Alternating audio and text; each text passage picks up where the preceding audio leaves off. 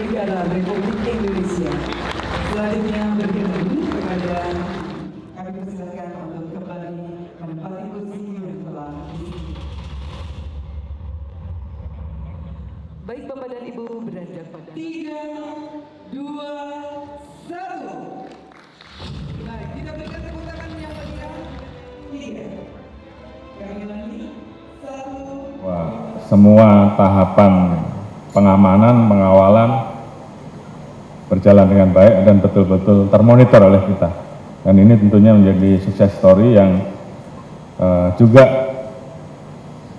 membuat kepercayaan publik kita yang pernah menjadi di titik nadir, kemudian perlahan kita mulai meningkat.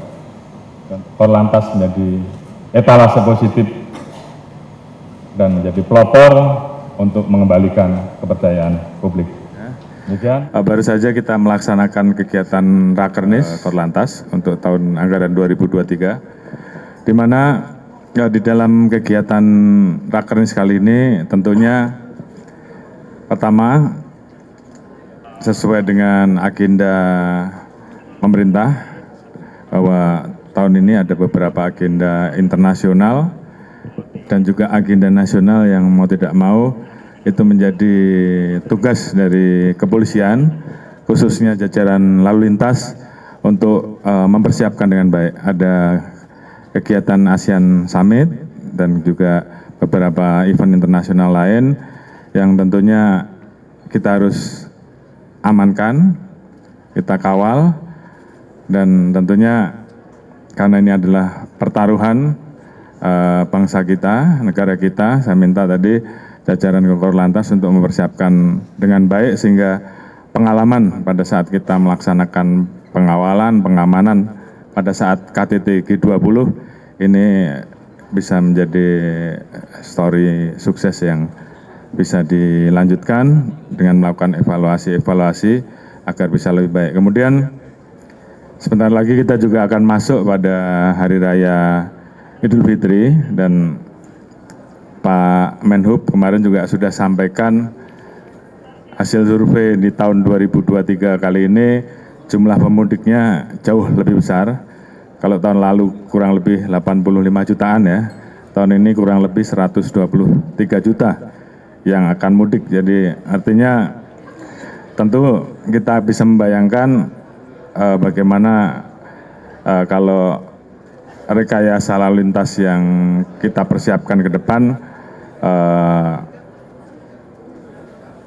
tidak kita laksanakan secara maksimal. Pengalaman kemarin mudik di tahun 2022 yang tadinya kita perkirakan bahwa akan terjadi kemacetan yang luar biasa, alhamdulillah bisa kita atasi. Harapan kita di tahun 2023 ini dengan koordinasi lebih awal dengan seluruh stakeholder terkait, kita lakukan pengecekan, survei di lapangan terkait dengan jalur mudik yang akan digunakan, dan kemudian melakukan rapat koordinasi terkait dengan rekayasa-rekayasa yang harus kita siapkan. Intinya baik pemudik yang menggunakan jalur tol maupun jalur arteri semuanya tentu harus merasakan pelayanan yang maksimal, khususnya dari jajaran kepolisian. Tentunya juga kita juga anjurkan untuk pilihan-pilihan moda-moda transportasi yang lain yang tentunya juga nyaman buat masyarakat seperti kereta api dan sebagainya.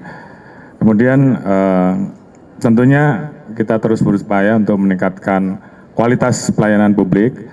Beberapa waktu yang lalu kita terus mengembangkan ETLE, elektronik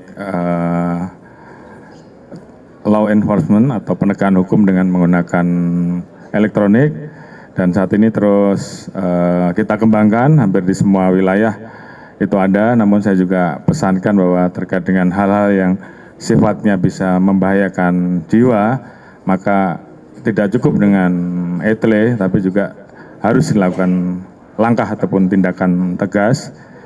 Kita proses dan kemudian tentunya kita harapkan memiliki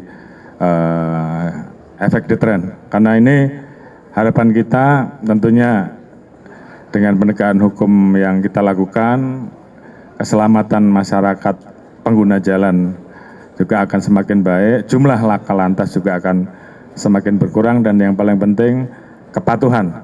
Hari ini juga di launching ya, Signal, ini pelayanan terhadap sistem perpanjangan untuk STNK.